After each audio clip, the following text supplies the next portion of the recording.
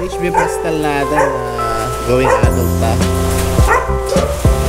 Lalapad na ng cow dolphin mga buddy. Singa natin. Ayan, lapad ng cow doll. Ito siya. Ayan, mga singa. Malapad yung cow doll. Video.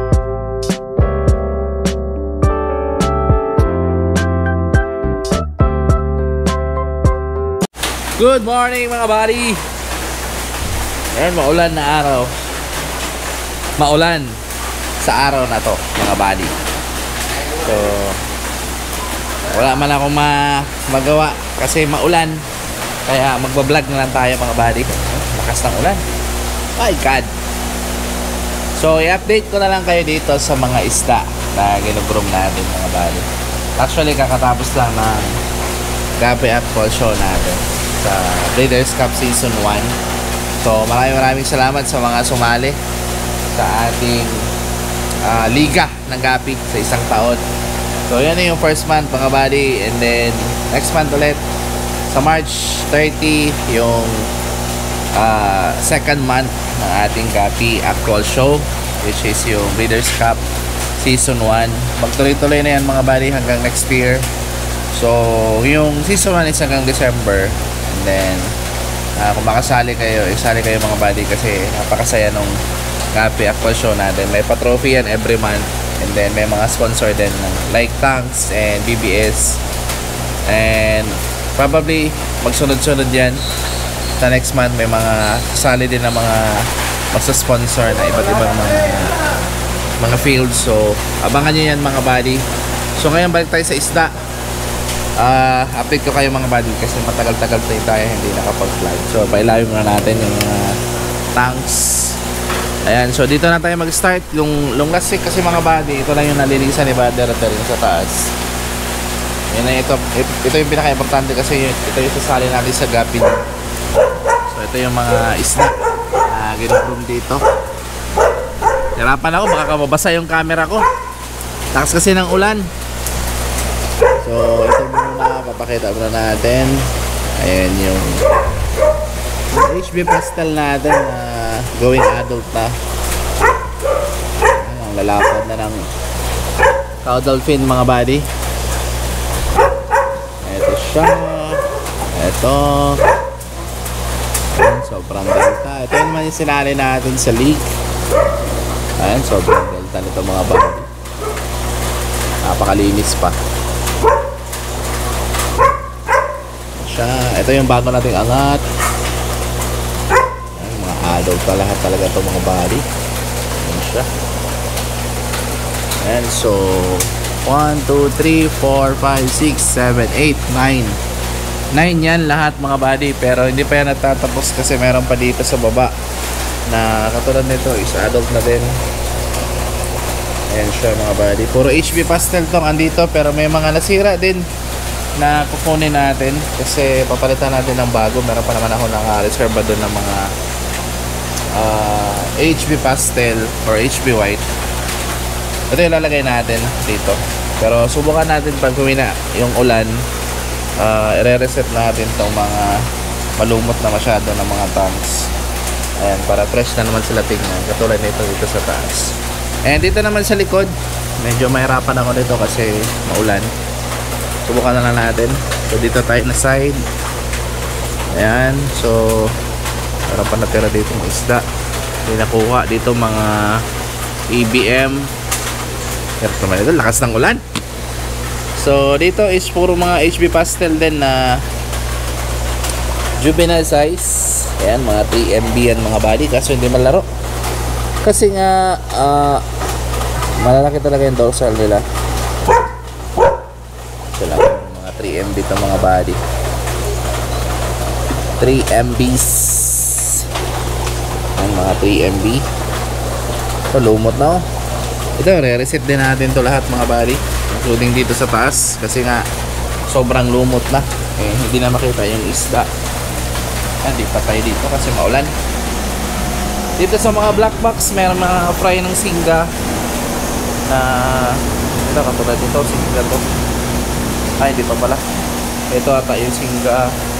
Tsaka dito and dito. Ayan, mga singa yan, mga singa blue. The rest is hindi ko na alam kasi si Battery Rotary yung naka-assign dito sa mga black box kasi doon ako sa kabila. Dito may mga random groomings tayo dito. Ipapakita mga body. So, dito is HB pastel din.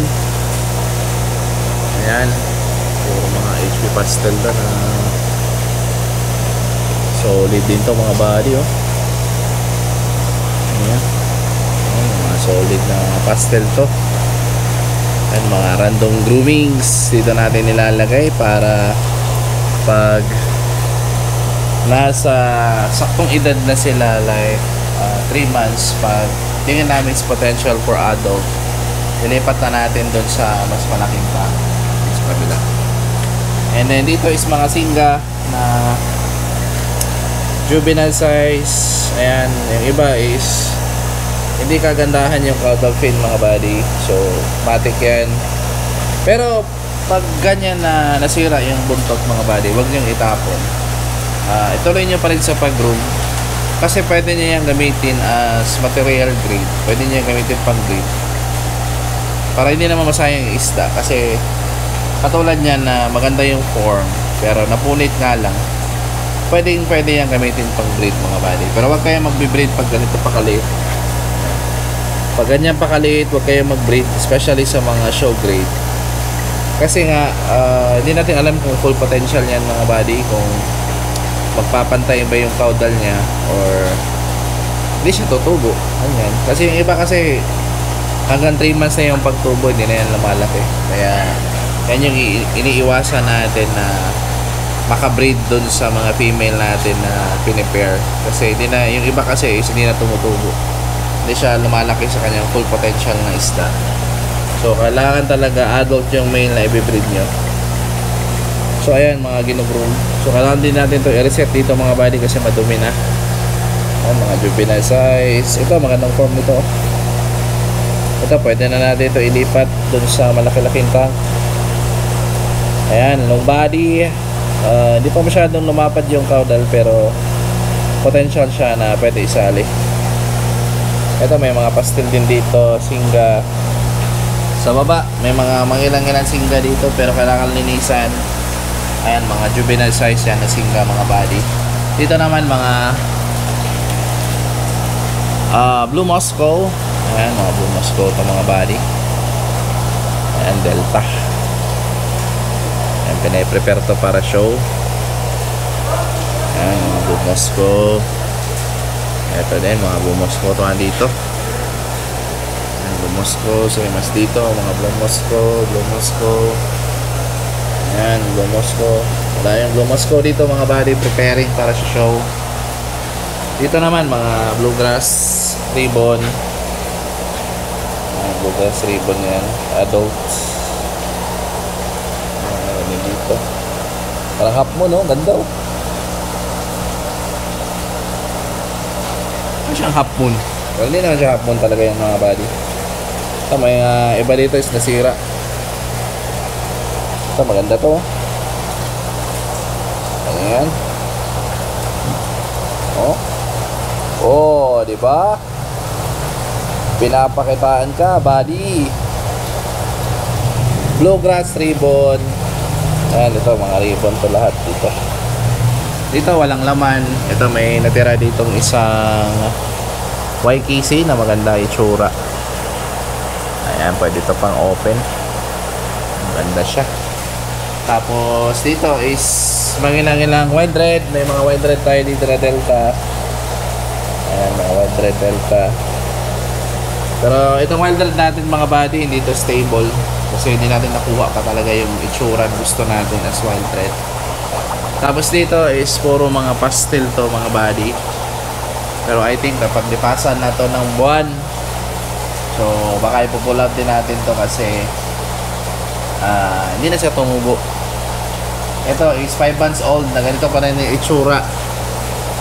Ayan, wala na yan mga body, bansot na yan pag ganito. Kahit anong pakain mo yan, di na yan lumalaki. Same as dito. Ayan, mga sinalba lang natin, baka pwede natin gamitin pang breed, pero wala, hindi natin magamit kasi hindi na tumubo. May mga nag-fold na caudal.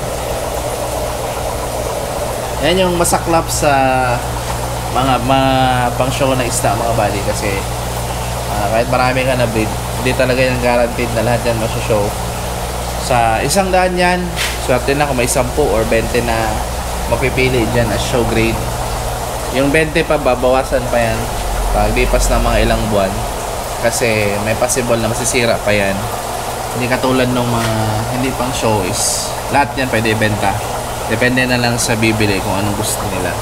Pero pagdating sa mga show grade mga buddy, ibang usapan, kasi pipili ka talaga ng best of the best na mga isda para isali mo sa show. Yung pagbenta ng mga show grade na isda is hindi talaga necessary na ibenta mo talaga mga buddy, kasi sa effort mo naman and ilang buwan mo na pag-groom, manghihinayang ka rin kaya ibenta mo ng mura. Kaya kung may bibili, mas maganda, bonus na lang. Kung hindi naman mabili, okay lang din, pwede mo ilaro. Ikaw na rin maka-benefit kung sakaling hindi mabenta, pwede mo ilaro. Tulad nito, pwede mo ito ilaro.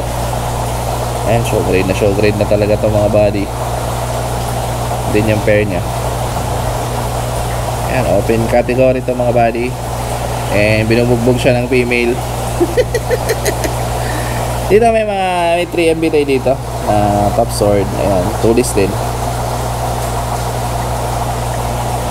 Matulis. Dito may bluegrass na nag-fold. Pero hindi pa rin natin tinatapon yan mga buddy, kasi pwede natin gamitin pang breed. Dalis dito is ano pa ba nandito? Ayan, mga pastel. Kailangan ito i-reset kasi ito mga buddy, kasi madumi na. Ayan, ilang weeks din hindi na saipunan. Kaya kailangan natin siyang i-reset. Pero dito mapakita natin yung singa natin. Walang ilaw dito kasi tinanggal natin sa show, so papailawin na lang natin sa flashlight. Ayan, yung singa natin. Ayan, lapad ng caudal. Ito siya. Ayan, mga singa. Ayan, malapad yung caudal. Kung mabidyoan ng maayos kasi nasa taas eh. Ayan, singa. Mga malalapad yung singa natin dito. The rest dito is kailangan i-reset kasi madumi na. And I think ito lang mga buddy, quick video lang. Sa susunod na video, try natin pakita dun sa kabila, kasi marami tayong binibreed doon ng mga isda. Dito is for grooming lang talaga dito lang sa mga tanks. So ayan, tuloy-tuloy pa rin yung ating raffle mga buddy. Kung sakaling gusto nyo sumali sa ating raffle, meron pa tayong paraffle na 5 P-Dirt na groomable. Ayan, message siya kayo sa ating FB page, Unli Copies. Kung gusto nyo sumali sa ating paid raffle yun mga buddy, 100 per slot. Ayan, 60 slots lang available. Nasa kalahati na tayo ng raffle. So kung gusto nyo sumali, message kayo sa ating FB page, Unli Copies. Yun lang. Sali kayo sa actual show next month. Yun lang mga buddy, bye. Peace out.